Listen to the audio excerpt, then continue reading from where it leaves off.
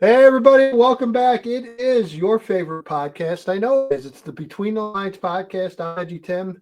That's Mike Clark. And welcome back. We are week 4 in the books, previewing, getting ready for a week 5. And Mike, we're already halfway through, basically halfway through the regular season. Um, Depending upon where you were, it might have been a little rainy this past weekend, but we got through it and pretty good week overall. Yeah, I was lucky. I did not get any of that, so I'll take it and move forward to next week. I know that there are a bunch of games that were uh, suspended or Yep. delayed. Glad I was not dealing with that. Yeah, it was very, very scattered. Like really scattered all over Chicagoland. It just kind of depended where you were. I'll start. Friday night, I was out at Lincoln Way West. Lincoln Way West hosted Lincoln Way Central. We had rain, just nothing major, just kind of more of a drizzle for like first quarter and a half, and then it finally stopped, and we were fine after that. So I had to deal with that, and then I also had to deal with a little bit on Saturday. We'll get into that in a minute, but again, final score 17-12. Lincoln Way West, the home team, gets the win, Mike. Tremendous atmosphere. I think a lot of people kind of come to expect whenever you go out to the Lincoln Ways. And Lincoln Way West, I know reported it was over 3,000, which is great for a school of their size, and everything was packed. Parking was just everywhere. I mean, parking was at a premium. There was no doubt about it on Friday. Great overall atmosphere. The programs are obviously very familiar with each other. The kids know each other. A lot of them went, in some cases, went to the same grade schools. Have played against each other. So just kind of one of those very familiar games. Um, High level sportsmanship, really well played game. Stylistically, Mike, they're both very similar. They definitely want to start, establish a running game and have enough play action pass to keep it balanced. And they all both play really solid defense. Um, Zach Hermanson, senior kicker for West, hit a 52-yard field goal. And Mike, I was literally in the back of the end zone.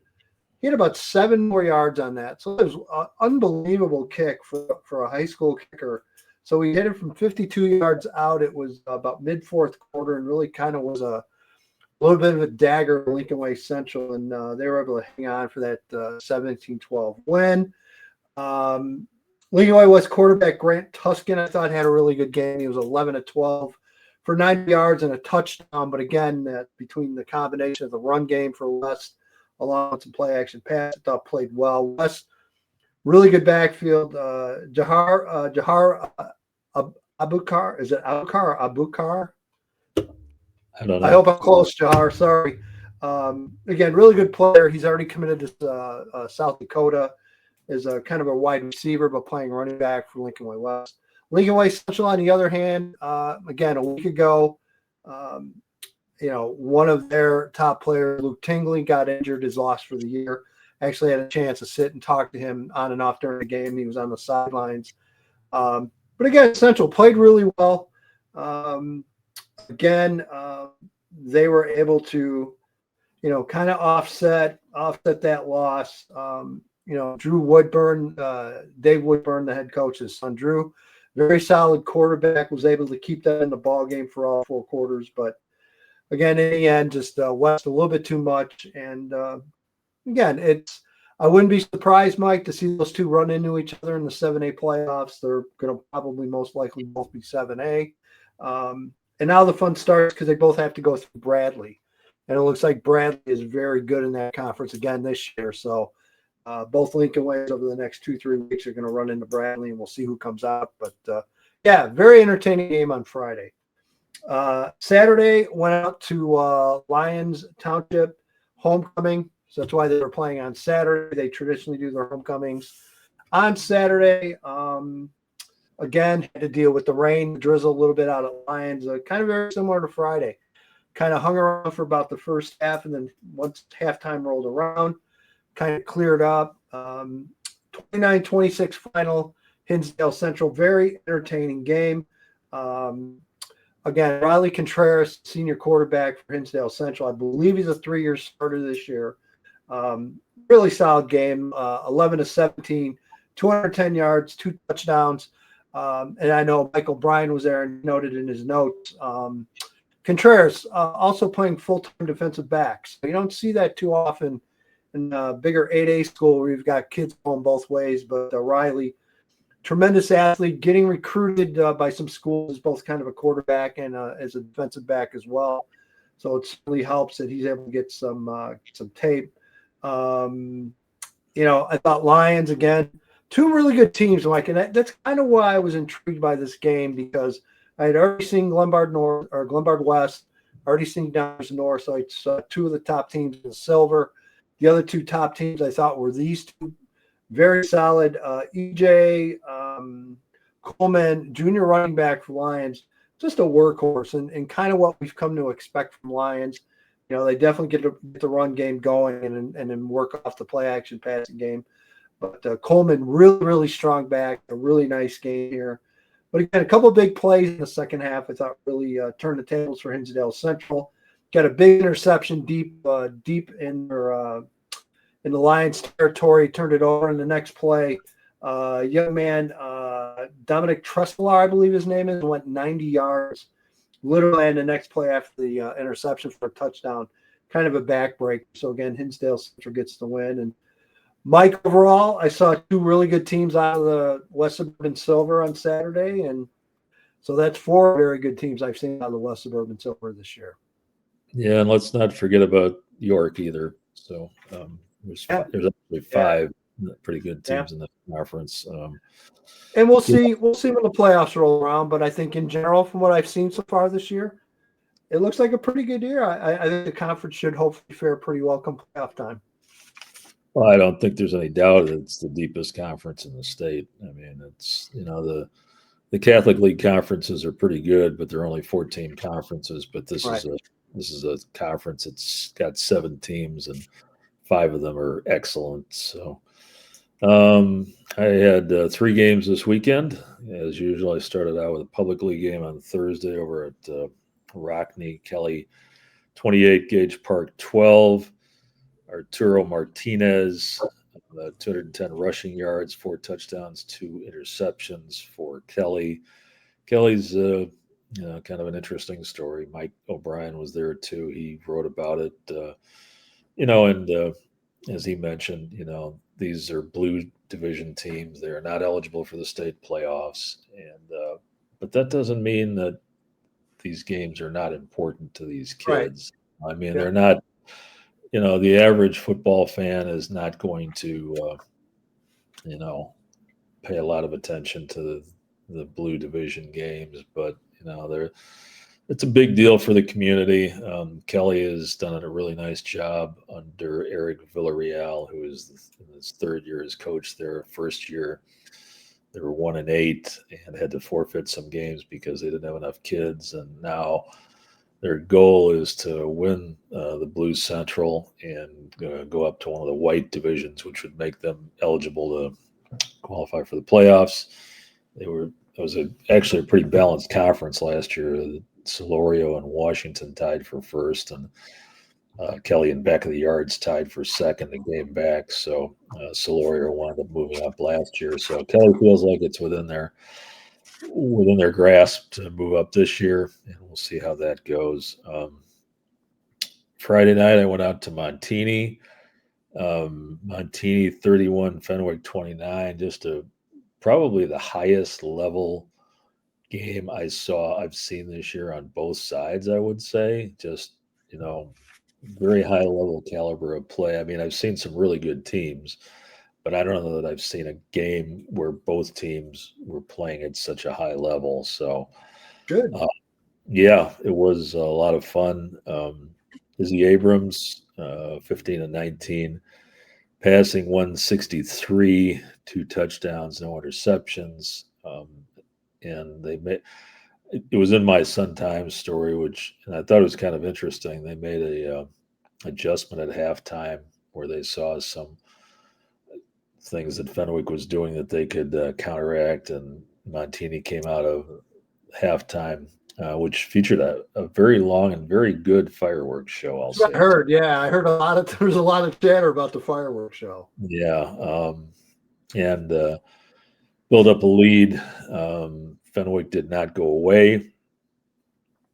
Jamin Williams had a massive game for Fenwick. It was 22 out of 39, 328, 3 touchdowns, interception.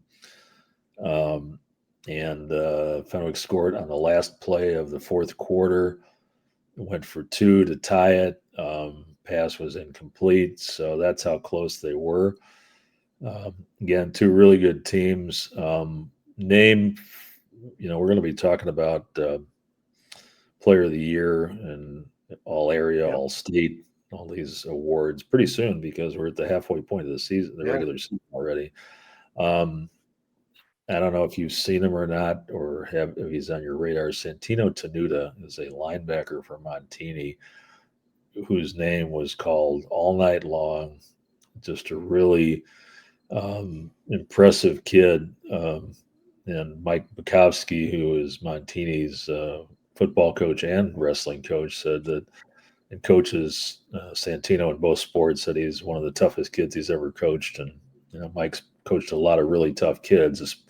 Both as a longtime assistant to Chris Andriano before he took over as the head coach, and as the longtime wrestling coach. And this is his second stint actually as wrestling coach at Montini. So when he says that this is one of the toughest kids he's ever coached, that's pretty impressive. Yeah. Yep. So a name to keep an eye out for: Santino Tenuta, linebacker from Montini. On Saturday, I went out to Glenbard West, the banks of Lake Ellen, to see some very old school football. Edgy, turn your phone off. The phone is off. Okay. Did not ring. Okay. It vibrated. You cut the vibration off the phone. So apologize. Anyway, I think, am I right? Is Glenbard West and Cary Grove, are they the only two? Well, actually, Cary Grove's got lights, so they're a little bit more modern than Glenbard West, but those are the only 2 major programs that I can think of that still have grass. But Glenbard West, they play football the same way they did 100 years ago. They play it on grass, and they'll play it under the lights. So, and every year I go over there, and every year I look at it and I go, you know what? This is still really cool.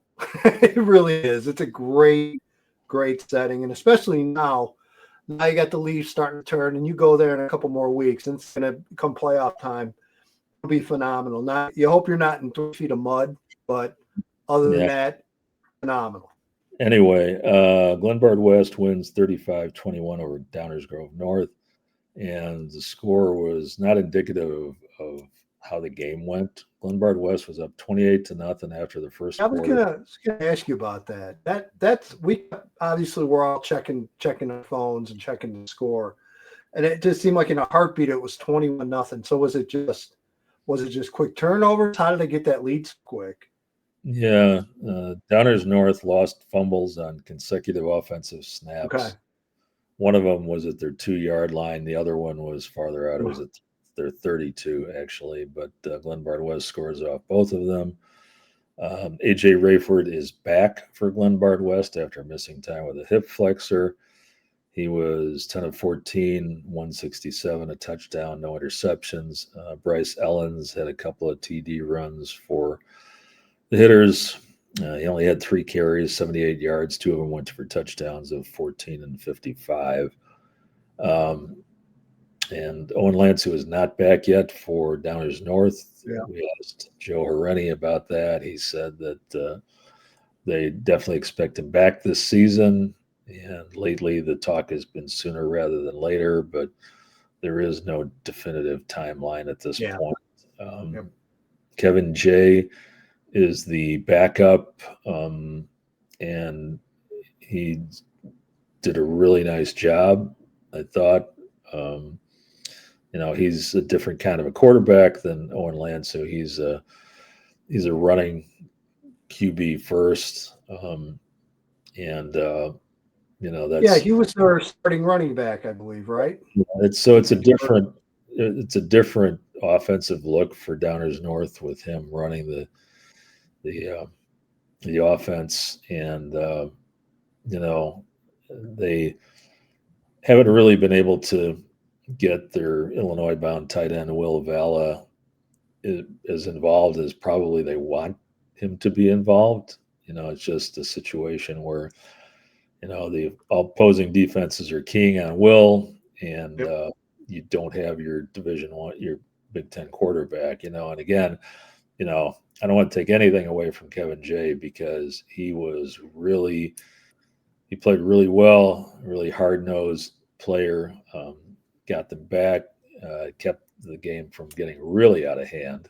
It was 35-0 in the second quarter. Downers North got a touchdown in the second quarter to make it 35-7 at halftime. Then they had the only two touchdowns of the second half. So it winds up being 35-21. But, the couple of interesting things to me, or one interesting note to me, is that, of course, A.J. Rayford came from Providence. This is his Yep. first year there. And one of Glenbard West's top offensive linemen is Josiah Wallace, who came from Mount Carmel. He just got a Purdue offer. He's got a few other Division I offers. He's only a junior. And I guess the crazy thing about that to me is to think that if Josiah Wallace had stayed at Mount Carmel, he might not be starting. Right. Which Yeah, I know. because Mount Carmel has 4 starters back on the O-line from last year, plus Claude Puma, who came over from Phillips. So, Yep.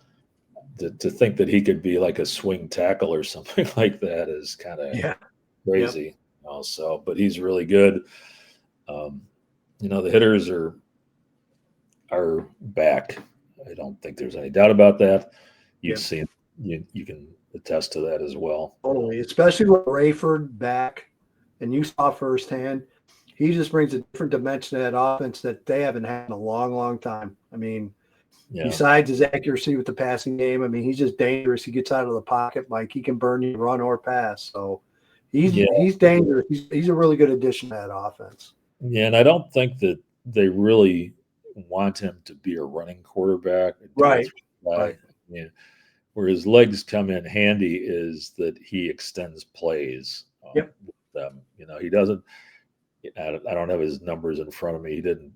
His running was not significant in this game, and I think that was by design. I think they want to keep him healthy. And they have a lot of other running backs. Obviously, Bryce Ellens, is a really good running back. Like I said, he only had 3 carries, but he's kind of their game breaker type back. They've got one of like, I don't know, it seems like 10 Ellens that have come to the program. I know it's not 10.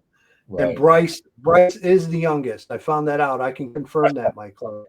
He is the last of the Ellen boys coming through. Mike, they've all been very, very good players and great kids. So and Bryce is going to be the same, and he's only a sophomore. So a few other games of note. Let's run through them real quick. Rice 28, Loyola 6. Definitely need to mention that one. And I thought Mike O'Brien made a good point. He said that there's some people out there that are kind of downplaying Brother Rice's win because he's got a lot of sophomores, but it's still Loyola, and it's CJ Brother Rice is that good. It's simple as that. They are. CJ Gray had a monster game, 18 of 22, 218, 2 touchdowns and an interception, 10 for 89 rushing, 2 touchdowns, and it's some of the viewers may think this is a broken record or you're tired of hearing it, but I don't think there's there's two really good defensive lines in Illinois. They're both on the south side of Chicago, and it's going to be a lot of fun to see that game. And I'm talking about Brother Rice and Mount Carmel because Brother Rice is King Liggins, Braden Parks, Cameron McGee. Mount Carmel has Joey Quinn, Oh man, Braden Jones. Braden Jones, and who am I missing? Oh my gosh, this is Oh, the bone crusher. yeah. How could I forget Caleb Tucker? Yes. So yeah, those two D lines are, I would say pretty clearly head and shoulders Yeah. above everybody else, and Yep. and both of those teams have good offenses on the other side too. So I mean, Yep. Brother Rice Mount Carmel is going to be, what a game that's Huge. going. The funny thing is, it's usually like, okay, we're all waiting for Mount Carmel Loyola, and not that that's not going to be an interesting game as well, but I think the game this year is going to Could be be it. Yeah. Mount Carmel. So Could be. a few more here. Nazareth 24, IC Catholic 21. Billy Harding kicks a 39-yard field goal with 7 seconds left for the Roadrunners. Trenton Walker, 6 catches for 140.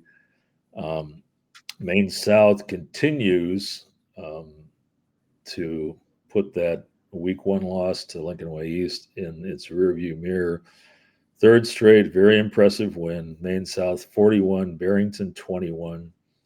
Jamison Purcell, 238 passing yards, 3 touchdowns, 65 rushing yards. And the lesson here obviously is that, after that game, we didn't know how good Maine South was because of the score. Yep. And what we found out is that Maine South is really good. Maine South's a top 5 team, right now, I would say. I mean, Yeah. some of us have got them ranked a little bit lower just because it's taken them a while to climb back up. But they're playing They're a like very good team. Very good team. No question. No doubt about it. And again, give Dave and Sarah in that program all the credit in the world. Look at the non-conference schedule they've played. They've played 4 very good teams here between the crossovers with the mid suburban. right. I think it's been great. So they're battle tested. How they're done this week, they go into a conference play. And I think everyone's eyeing Glenbrook South and Maine South and the Central Suburban South. That'll probably be for the title, but yeah, they're a very good team, no question. A couple of games I don't have any highlights for, unfortunately, but worth noting: St. Francis 17, St. Rita 10, Glenbrook South, we just mentioned, 28-7 over Palatine. Another one, Prairie Ridge 28, Burlington Central 7. I know that a lot of people thought that that might be a trap game for the Wolves. It wasn't. Nope. Sounds like Burlington Central really schemed to stop Luke Vanderweel's running. So, as we saw in week 1, Prairie Ridge says, okay, we'll just give it to our big fullback. And that's Jake Wagler. He had 26 carries for 155 and 2 touchdowns. And, again, Prairie Ridge rather is really good. Their offense is just such a well-oiled machine, and would not surprise anybody to see them playing on the last day of the year. A couple more. What about this one? Joliet Catholic 23, Marist 17. Yep. Two 0-3 teams here, really desperate for a win. And the craziest finish probably of the year, Joliet Catholic lines up for an 18-yard field goal. There goes haywire. And so instead, Lucas Similik just throws a touchdown pass. No problem. Yep. And that was a big win for JCA. Again, this is not a bad JCA team. This is still, I think, a pretty decent JCA team. They've just run into, they haven't been able to get the running game going like they generally are used to, and there's been issues. But Mike, I said this at the beginning of the year, and I'm going to stick with it. That week 9 game against rival Providence Catholic is going to mean something to somebody. So if JCA might need to win that game then, or to be on, maybe it gets them to 4 wins in playoff consideration. I just have a feeling it's going to come down to week 9. We'll see. Yeah, JCA still has to play Mount Carmel and Nazareth. And Naz next week. So, And meanwhile, Marist is 0-4 3 of the losses have come down to the last minute. Yeah. This one down to the last play of the game. And, you know, I mean, when we talk about this at the end of the year, people are going to say, why is Marist not in the playoffs instead of, Yep. pick a team that, you think is less deserving, and there will be some, I mean, again, it's, to go on a brief rant tangent, I mean, Okay, here we go. here we go. It's like Marist is one of the 256 best teams in the state. I don't think there's any doubt about it. I saw them against Brother Rice. That was their worst game of the year. They lost that one 35-0, but the other 3 have been just gut wrenching losses. And, there's still a lot there. We'll see. They have I wouldn't say they have an easy road the rest of the way, but they don't have quite as tough a road as JCA does. So there's a path. There's a chance. Yeah. So, yep, I see it. A few other performances. The Jonas Williams watch. We're on that. Yeah, I'm glad you brought this. We need to talk about this a little bit. Go ahead. So against Lockport, Jonas was 30 of 35, which is what about, I don't know what the percentage is, but that's a pretty ridiculous percentage. 354 yards, 5 touchdowns. So he needs 2 more touchdown passes, which will probably come this week, I'm guessing, to become the all-time leader. He became the 4th player to pass 10,000 career passing yards. He is taking aim on the record set by Logan Malachuk last year from Nazareth. And he's 1,058 away from Logan's record for yardage. Okay, so that's, barring injury, that's probably going to happen. Another performance, Mount Carmel knocked off St. Ignatius in a CCL ESCC Blue game. Emmett Dowling, 298 more passing yards through a couple of touchdowns to Quentin Burrell. 6 catches, 196. He also returned a kickoff 90 yards for a touchdown. And I don't know. I mean, you're a big time player. One week it's Quentin Burrell, one week it's Marshawn Thornton. Every week it's Emmett Dowling, what I mean? And it's just, it seems kind of silly now that we were talking about, hey, is Emmett Dowling a question mark for Mount Carmel? I mean, and you had kind of mentioned it too, and I think and Jordan Lynch had told me when I was out there, in preseason, he said we don't need him to be Jack Elliott, but he's putting up Jack Elliott numbers. Yes. So that's really impressive. Emmett Dowling is every bit as good as a bunch of other great Mount Carmel quarterbacks. And he's playing like his brother. He's playing like his older brother. He's playing like Blaney. There's no doubt about it. Couple more performances. JT Padrone, St. Charles North quarterback, 326 passing yards, 3 touchdowns. Kyle Scott from Marion Catholic, 268 combined rushing and receiving yards, 3 touchdowns. Logan Abrams, I think we mentioned he's back playing offense again for Cary Grove, 239 rushing yards, 3 touchdowns. And he had a key 4th down tackle. Cary Grove's win over Huntley in the Fox Valley. So those are the other performances I have. I know we have some questions this week too. Yeah, I got them in front of me here. Yeah, go ahead. Okay, we'll go through. So again, Matt now, who's pretty much everywhere every weekend. So I see Matt probably at least once a day every week. Number 1, as far as rain lightning is concerned, it was as bad of a football weekend as I ever had. Oh, come on, Matt. Was it that bad? Anyway, I had 2 lightning delays, Wisconsin Lutheran, that were literally seconds apart. Where does this past weekend rank as far as rain lightning is concerned? Well, again, Matt and Mike can tell you as well, it just kind of depended where you're at. I mean, Right. Matt was at my day game on Saturday out at Lions, so he knew that we had drizzle for about a half. Didn't really get out of control at all. It was just kind of a warm drizzle, and then I had the same thing Friday night out at Lincoln Way. Fortunately, knock on wood, no weather delay whatsoever. I mean, to me, it wasn't that bad. And as far as reliving favorite memories or non-memories of bad weather weekends, Mike, you've had a million of them, so high. Yeah. Just, Well, so I'm going to say that's still the worst one I had. This goes back about 30 years, maybe even longer. Marian Catholic at Morris playoff game. And both teams were really good back in the Darlington Matteo I era. was going to say they had to be Darlington. Yep. Yeah. It was played in a driving rainstorm. It was pouring when all of us got to the field. And I remember that a lot of people went inside. They opened up the school and they let people just come inside and dry out a little bit inside the school at halftime. Then we went back out.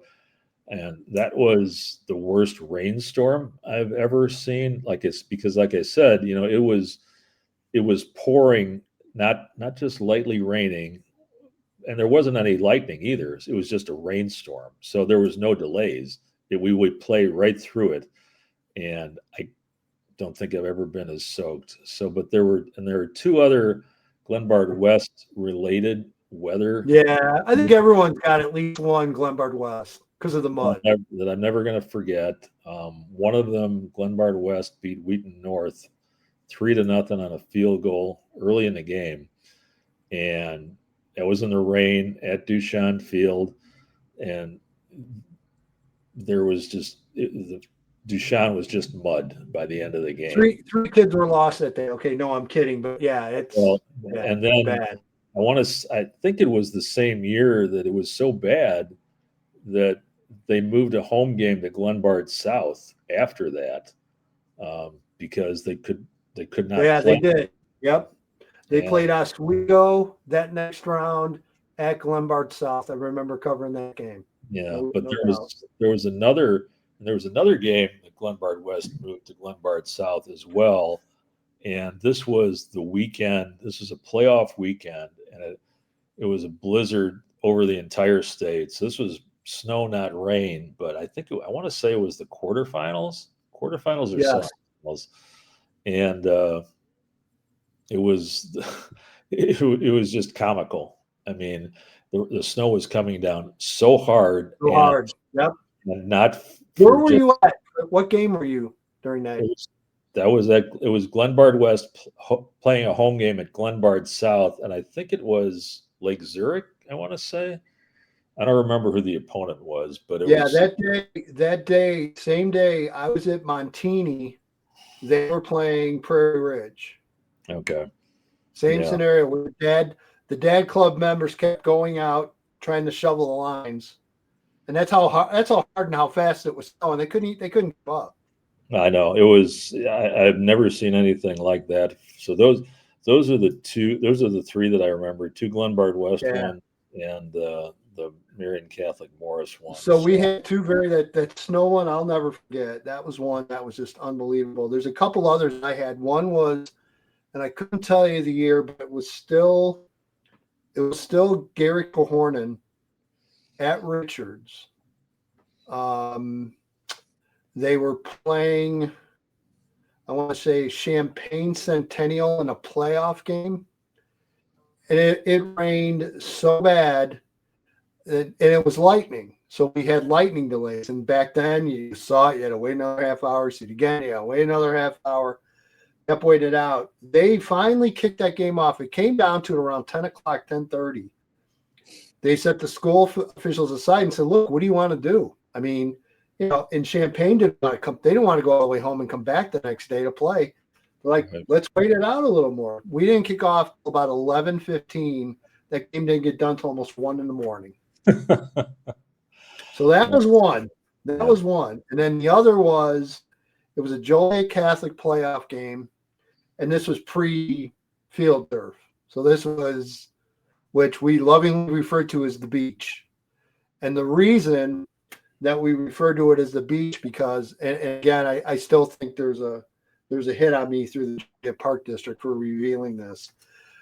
They were putting like green sand in the middle of the field to cover up all the mud and the hay and everything else they had out there to try to get that field in some kind of condition. But it was like literally like spray painted green sand. So it didn't look as bad from up in the stands. But that's how bad that field got, that it was just it's like that it's like mud. that green powdered sugar that you put on Christmas cookies or something. Right. That's exactly what it looked like. So yeah, green sand. So that's something I'll never forget. So Matt, now that turned out to be a pretty good question. You got us talking about it for a little while. The other one is from Xavier Martinez. I think Matt had a second question about the NLCC. Oh, Matt always has a second question. Yeah. Time for me to type up the NLCC. Lakes host Antioch this weekend with both are 3-1. Lakes hasn't beaten Antioch in 10 years. Can the Eagles get the job done? The Sequoias will rightfully be favored. They have sophomore running back Logan Lennon, who will be tough to stop. Yeah, it's interesting. I haven't gotten up there in a long time, and I'm not going to this weekend because I already have my plans. But definitely a good game for sure, Mike. And again, it's a conference we probably don't talk enough about. I'm feel pretty good about saying that fact. Yeah, I mean, Antioch has been ruling that conference for quite a while. Yep. Brian Glassagel has done a great job at Antioch. They run the ball really well all the time, so no surprise that they have another good running back this year. And I would, until somebody knocks off Antioch, they are the team to beat in the Northern Lake County for sure. And then, as I mentioned, Xavier Martinez also a question: do you think Maine West football has a chance to make the playoffs? And if so, will they win a playoff game? Thoughts, Mike? I think I'm gonna look at them right now. Hang on. I think Maine West can make the playoffs. They're sitting at 1-3 going into CSL North play, but it's a winnable conference for them, and it looks they've like been very good. They've been very good the last several years. It looks like they've had some not bad results against some good teams. Highland Park is another team to watch out of that conference. Highland Park, I believe, is 2-2, and also has had some decent results against some good teams. Those are the smaller schools. The CSL North and South is divided primarily on enrollment. I don't know. It's 100% enrollment, but that's basically what it is. The smaller schools are generally in the north. So they come into that conference season. They're especially playing those crossovers against the MSL, which are a bunch of those are some tough games. They lost to Hershey, they lost to Prospect, right? Also lost to Wakanda earlier in the year and beat Oak Grove. So that Hershey Prospect back to back is no fun. Yeah, and Wakanda's unbeaten this year, so the Northern Lake County. So Xavier, I think there's a very good chance they end up winning the conference again. Yeah, and as far as winning a playoff game, a lot of that depends on the matchup. It's going to depend on who they play. Is there a scenario where you could see a playoff win possibly? Yeah. It's going to be a little bit tougher probably because they've already got 3 wins. If they get, or 3 losses rather, if they get to 4 losses, you're looking at definitely going on the road in the first round, and maybe against a 1-loss team or an undefeated team, but it depends on which undefeated team or which 1-loss team. So possible, more possible get to the playoffs, maybe not quite as possible winning a playoff game. Yeah, like you mentioned, it all depends how the seed winds up, how the draw is. That's all. I definitely say there could be a possibility there. So again, that's it for the questions. But again, thank you for those. And Mike and I will continue to ask for those on Monday morning, Monday afternoon. By all means, just feel free to reply to that tweet, and we'll be happy to use it as part of the show. So Mike will look towards week 5. Not a ton of great games. I'd say a little bit limited, but still some really good matchups. Kenwood taking on Simeon at Gately. I know that's an interesting game for sure in the public league, and two teams that I think have played pretty well. I was impressed. I've been impressed with Kenwood going back to the summer, so I'm interested to see how they do against Simeon, how they do against Morgan Park as we move down the line here for sure. Wheaton St. Francis at Providence. Providence at 3-1. I believe St. Francis also at 3-1. Pretty good matchup there. Game that I'm going to go to, and I think a lot of others are going to go to on Friday. Batavia at St. Charles North should be arguably the best game of the year. Although I'm sure Geneva and Batavia might have a question with that, but definitely two top teams this year in the Duquesne between Batavia at St. Charles North. So that'll be my Friday game. Holly at Jacobs in the Fox Valley, two teams that are playing pretty well this year. Also Morris taking on Caneland. Again, generally a decent matchup. Lake Forest at Lake Zurich. I know Lake Zurich, I think, is off to a 3-1 start, Mike. Not a lot of people talking about the Bears so far. Not these Bears, but the Lake Forest Bears. Lake Forest seems a little bit down so far, at least according to the record. So we'll see how that one kind of shakes out. Southwest Prairie West battle Yorkville. I believe, is Yorkville undefeated? They might be undefeated at Oswego. Again, I know Oswego is undefeated, playing very well this year. HF at Sandburg was at the Troy McAllister Bowl. We'll call it. Troy left Sandburg. Now he's at HF. Hearing a lot of good things, Mike, about HF this year. Very young team. I'm hearing 17, 18 underclassmen starting for Troy McAllister, but being told a team to watch out for the next year or two. That's got a good young group there. Moving on, West Suburban Silver Lions at Glenbard West. And then another game, the game I'm going to go to Saturday, it's homecoming at Barrington. So Saturday afternoon, Barrington will be hosting Palatine. And that's kind of, Mike, the top games I have in Chicagoland. Yeah, one other thing worth noting, Phillips, I believe, is playing Lincoln Park on Saturday, and Phillips is going to be honoring and celebrating the 10th anniversary of their state championship team. Oh, my God. 10 years already? Wow. Yeah, so it's interesting. You mentioned Troy McAllister. He's playing on Friday night, so it's possible that he might make an appearance there on Saturday for that game. Yeah, by the way, Phillips is playing Morgan Park. Morgan Park. Okay, sorry. Yeah. Noon Saturday. Okay. I assume. I think it's at Gately. Yeah, I know that. Listen, I'm pretty sure it's at Gately because that's the home. I would think so. Yeah. Stadium for both of them. But yeah, so that'll be fun to see some of those players. Obviously, God, I can't believe it's been 10 years. Wow. It was quite a run. Those of us, who covered it, will have a lot of fond memories, and it was a great achievement for the public league because there are a lot of doubters that said it was never going to happen. I mean, only one team even got to the state championship game before that, Roy Curry's great Robeson team in 1982. Yep. And since then, there have been other teams. Well, Phillips got back there, obviously. So I mean, it feels like the spell has been broken, so it can't happen again. But anyway, that's worth noting on Saturday as well. Yeah, no doubt about it. So yeah, I've got my game. So Friday I'll be out at St. Charles North for them hosting Batavia. Saturday I'll be at Barrington as they host Palatine. Figure out your games yet or no? I have not. No. Okay. I will be talking to Mike O'Brien about that this week. Actually, I'll be going to another public league game on Thursday. I don't know which one it's going to be yet, but gotcha.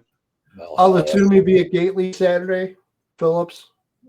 Uh, one of us is gonna be there for sure. Yeah. Mike has already mentioned that to me, that it's either gonna be him or me at that game. So Cool. and then Friday night, I don't know. There's a few interesting options. You're right, though. It's not.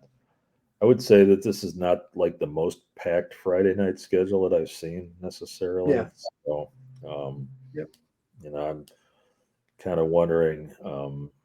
There's some interesting games, and maybe it's a chance to see somebody that I might not see otherwise. So, yeah, I'll figure it out somehow. But Yeah.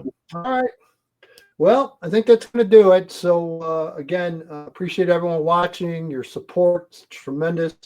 Again, look for my X account at EDGYTIM or Mike Clark's X account the day of, generally Monday. We record on Monday afternoon. So if you have any questions for us, especially now and as we get closer to the playoffs, always happy to answer those for you. So, Mike, I think that'll do it. So for Mike Clark and EDGYTIM, thanks, everybody. We'll be back next week and go out and see a game, will you?